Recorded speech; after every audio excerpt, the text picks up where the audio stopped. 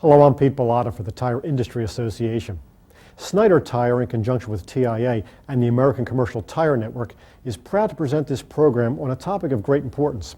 That is wheel maintenance and fastener torque. As you'll see, there's a lot more to installing wheels than just knowing how to use an impact gun. So sit back and relax, and I'll see you in the shop. Hello, I'm Pete Bellotta for the Tire Industry Association. TIA is an international organization representing businesses that manufacture, repair, sell, and/or service new or retreaded tires. TIA also serves the needs of suppliers that provide equipment and materials to the tire industry. This program is another example of TIA's ongoing commitment to technical training. In it, we're going to cover the procedures necessary for achieving the correct amount of torque and clamping force when installing disc wheels. Now, we got a lot of ground to cover, so let's get started.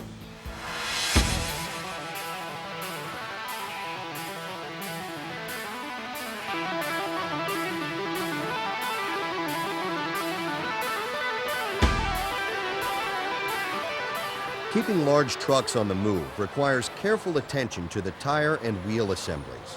When properly maintained, they can often deliver more than 100,000 miles of reliable service. However, when regular maintenance is neglected, failures are imminent. For example, the heat buildup caused by overflexing in an underinflated tire can cause the casing and belt packages to separate. In fact, 90% of the tire debris found on our nation's highways is caused by underinflated tires, which is the direct result of poor inflation pressure maintenance. Fortunately, drivers are usually able to stop their vehicles safely when a tire suddenly loses air pressure. This idea that a loss of air pressure will cause a truck to spin horribly out of control, or that tire debris on the road causes thousands of accidents a year, are actually myths. However, if a wheel comes off the vehicle, accidents are not uncommon, since the driver can lose control and the tire wheel assembly becomes a 200-pound unguided missile, which can cause serious injury or death to other motorists. Commonly referred to as wheel-offs, these accidents can be prevented by following proper wheel inspection and installation procedures. Before we cover the procedures for installing hub-piloted and stud-piloted disc wheels, let's talk about the relationship between torque and clamping force.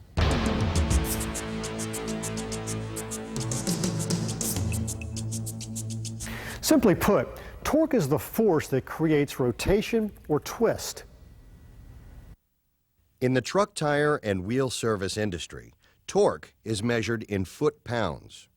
Regardless of the unit of measure, torque can be calculated by multiplying the applied force by the distance the force is from the center of rotation.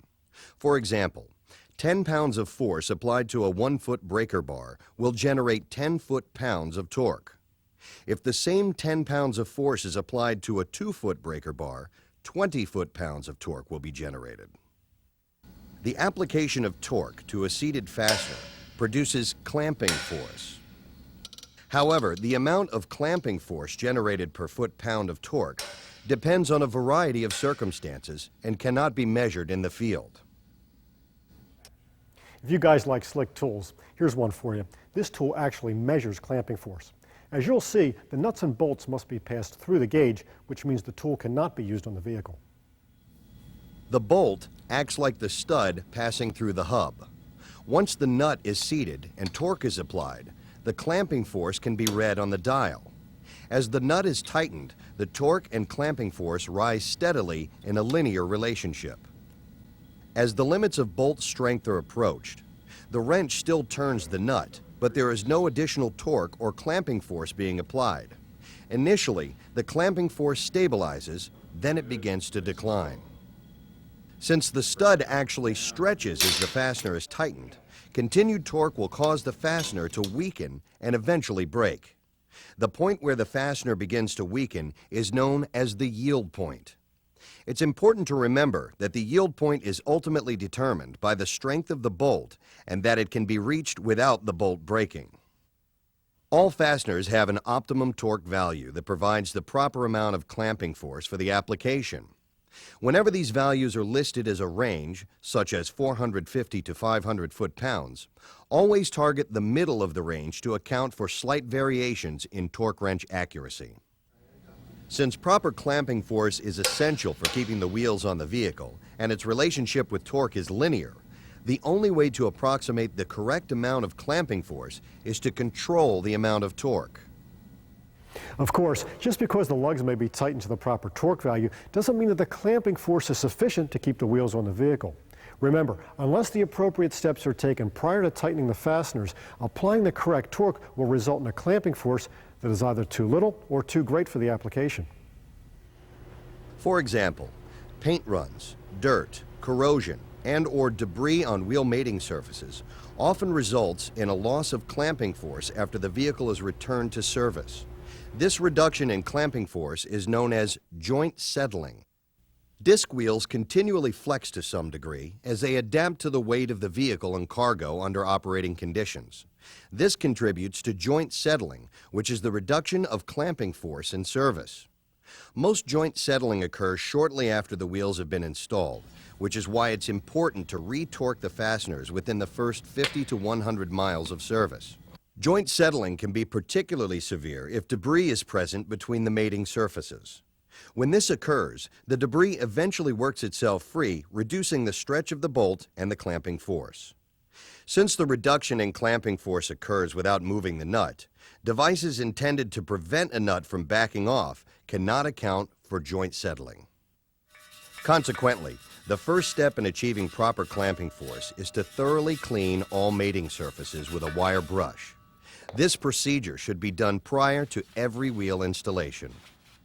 The next step is to check the condition of the studs and fasteners. If the hardware is corroded, damaged, or worn, it should be repaired or replaced. Otherwise, insufficient clamping force will result. Lubrication also plays an important role in the production of clamping force. For example, hub-piloted wheel systems require 30-weight oil on the stud, as well as between the nut body and the flange. If the fasteners are installed dry on this system, more of the torque goes to overcoming friction and less to creating clamping force. This results in less clamping force holding the wheels in place, even when the correct torque is applied. Now that you've got a handle on the basic principles regarding torque and clamping force, let's put that knowledge to work on a hub-piloted wheel system.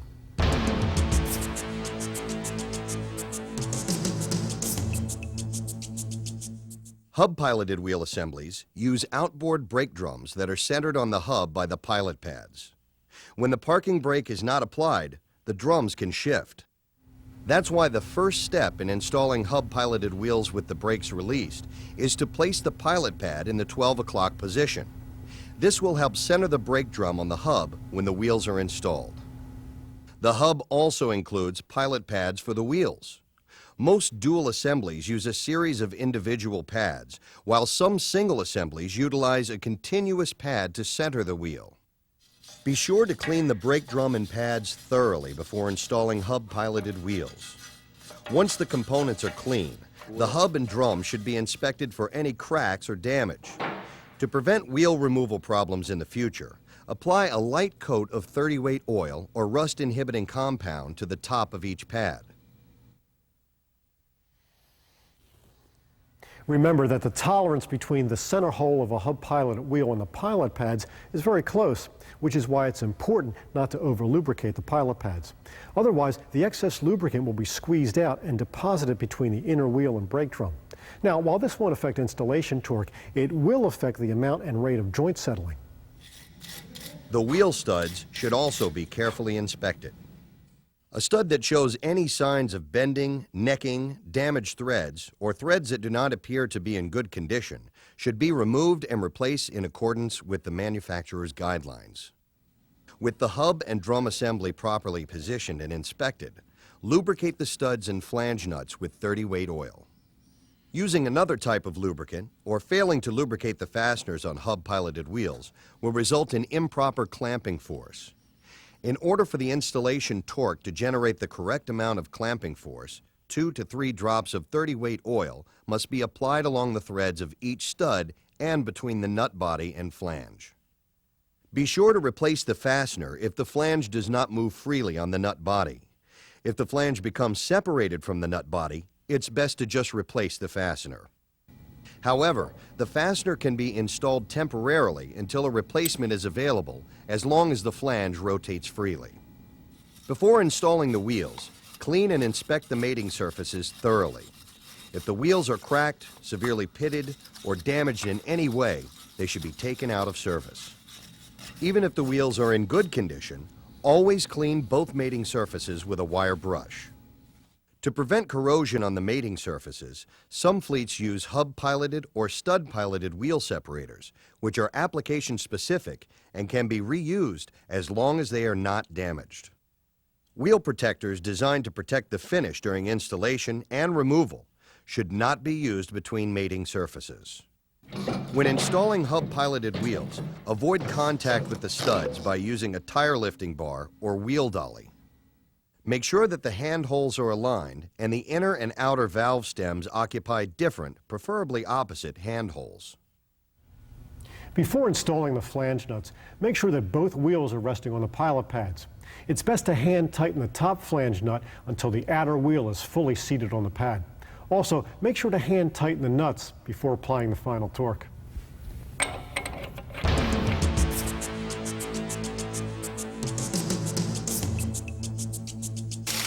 Consistently achieving the proper torque on wheel fasteners cannot be attained with a standard impact wrench, since these tools are not designed to deliver controlled amounts of torque. Even torque-limiting extensions will produce inconsistent results due to variations in air pressure, airflow, and tool condition. Most 1-inch impact wrenches require 90 pounds per square inch of operating pressure, which is measured with the tool spinning freely. If the operating pressure is below 90 psi, then an impact wrench with or without a torque-limiting extension could under-torque a fastener. While pneumatic torque wrenches are gaining popularity, they are more expensive and still must rely on a steady and consistent source of compressed air. For the greatest accuracy at a reasonable cost, it's hard to beat the torque wrench for controlling and measuring installation torque. The most popular torque wrenches in the commercial tire service industry are the clicker and breakneck types. Both styles are adjustable and automatically signal the user when the desired torque has been achieved. Since clicker and breakneck torque wrenches rely on a spring-loaded mechanism, the tension on the adjustable knob should be released before storing the tool. One of the best tools for measuring torque is a dial-type torque wrench. The current torque is displayed by an indicator needle, while a memory needle retains the highest torque reading. Dial-type torque wrenches are particularly sensitive instruments that need to be handled with extreme care. That's why the tool should always be stored in the case when not in use. Now, in the event you drop one, be sure to get it recalibrated before using it again.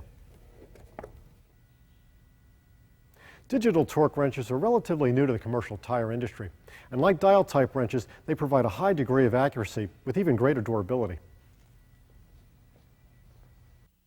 Regardless of the type and brand of torque wrench, there are two important factors to remember.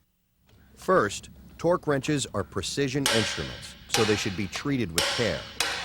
Second, every torque wrench needs to be periodically calibrated to ensure it remains accurate.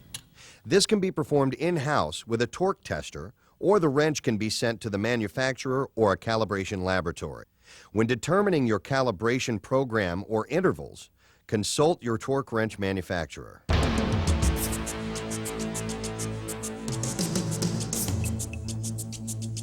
Regardless of the tool you're using to apply the final torque, always start at the 12 o'clock position and snug the fasteners in a star pattern to approximately 50 foot-pounds. Never use the one-and-done approach when tightening wheel fasteners. By snugging the nuts in a star pattern, the wheels and brake drum are gradually aligned on the pilot pads, which prevents component distortion. Every flange nut should be snug before the final torque of 450 to 500 foot-pounds is applied. Before applying the final torque, carefully check the alignment of the wheels on the pilot pads. If the distance between the outer wheel and the end of the pads is not consistent, loosen the fasteners and reseat the wheels. On aluminum hub-piloted wheels, the pilot pad must extend at least halfway beyond the outer wheel. As you can see here, the outer wheel is not resting on the pad, so it is not centered on the hub. Once the inspection is complete, begin at the 12 o'clock position and apply the final torque using a star pattern. Be sure to gradually apply force at the marked load point of the wrench until the proper torque is indicated. Whenever a socket extension is used, make sure that the angle between the hub and the extension is kept at 90 degrees. Never use more than one socket extension when applying the final torque. Once all of the fasteners have been torqued in a star pattern, get into the habit of checking them one last time before returning the vehicle to service. If any of the previously torqued fasteners move before the wrench clicks or the handle relaxes, remove the fastener and carefully inspect the stud. Then replace and properly torque the flange nut.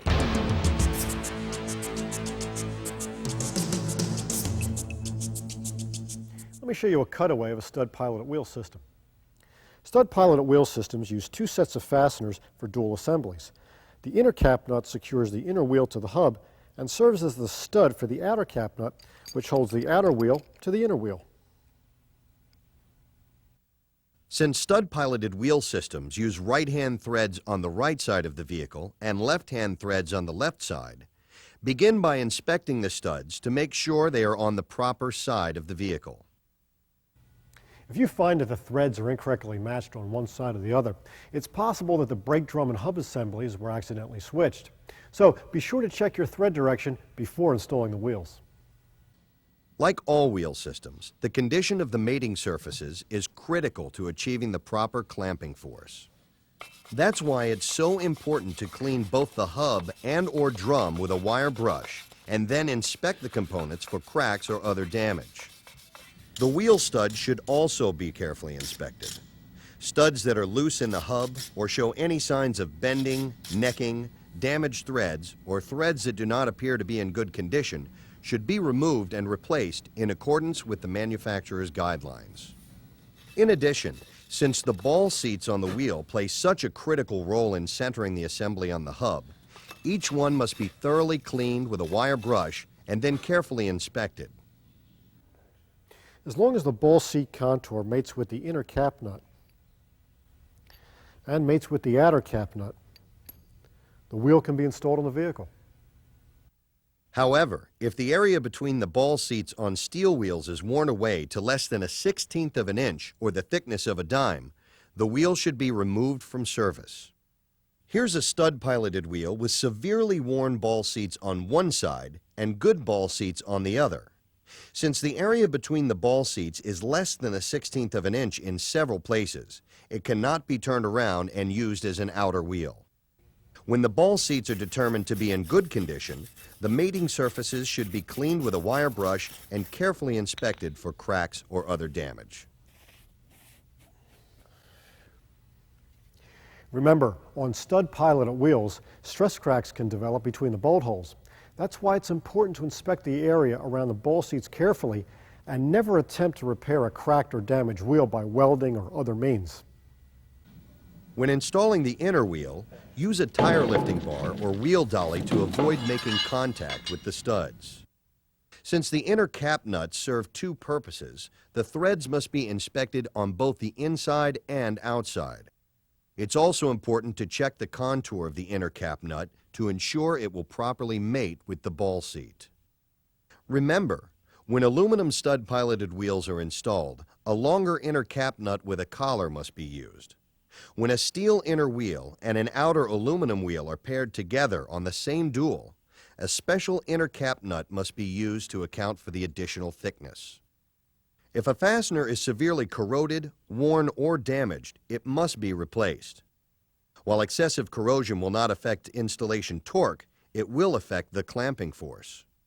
With the mating surfaces cleaned and inspected, partially thread an inner cap nut at the 12 o'clock position by hand. Ball seat wear can be significantly reduced by installing several inner cap nuts by hand to center the wheel. Using a star pattern, snug each inner cap nut to approximately 50 foot-pounds to center the wheel on the studs and seat it on the hub.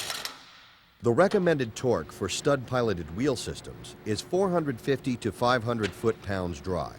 Therefore, lubricants and anti-seize compounds should not be used. Be sure to always use a star pattern when torquing the inner cap nuts. If a socket extension is used, make sure that the angle between the hub and the extension is 90 degrees and never use more than one extension.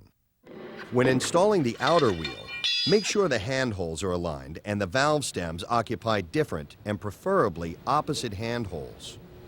Now, carefully inspect each outer cap nut, making sure the contour of the nut will properly mate with the ball seat.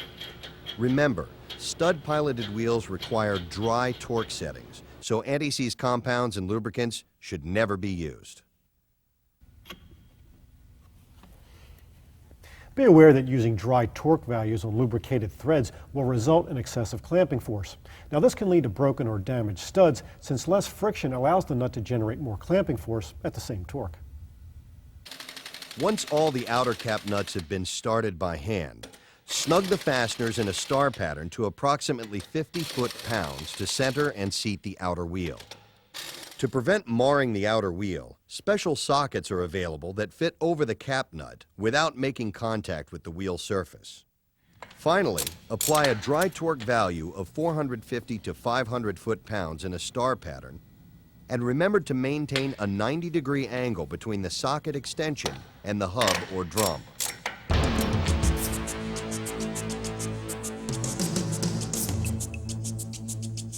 Fastener torque should be rechecked within the first 50 to 100 miles following a wheel change. After that, rechecking torque should be performed at each regularly scheduled maintenance interval. If any fastener moves in a tightening direction when checked at the minimum torque, it should be removed and carefully inspected. If the wrench clicks or the handle relaxes without moving the nut, then the torque is at least above the minimum specification. However, it could still be excessive. For example, if a clicker or breakneck wrench is set to 450 foot-pounds and the wrench clicks or the handle relaxes without moving the nut, then it means the torque is greater than 450 foot-pounds. If the setting on the wrench is increased to 500 foot-pounds without moving the fastener, then it means the torque is greater than 500 foot-pounds. Therefore, to find the approximate torque, the setting on the wrench must be increased incrementally until each fastener moves in a tightening direction. To avoid over-torquing fasteners when using a clicker or breakneck wrench, always stop applying force as soon as the wrench clicks or the handle relaxes. If rotation of the fastener is continued, then an unknown amount of additional torque will be applied, which can cause the stud to yield. Dial type or digital torque wrenches are the best tools for checking torque, since they don't require any adjustment. Not only are they faster to use, but they are more accurate than other types. When gradual force is applied to the load point of this wrench and the user releases pressure the moment the nut moves in a tightening direction, it provides a reading of the actual torque. Well, that concludes our program. With a firm understanding of torque, clamping force, and disc wheel installation procedures, you can be sure that the wheels you install will stay on the vehicle. And remember, when you're looking for the latest in tire and wheel training, look no further than the Tire Industry Association. For TIA, I'm Pete Pilata. Thanks for watching.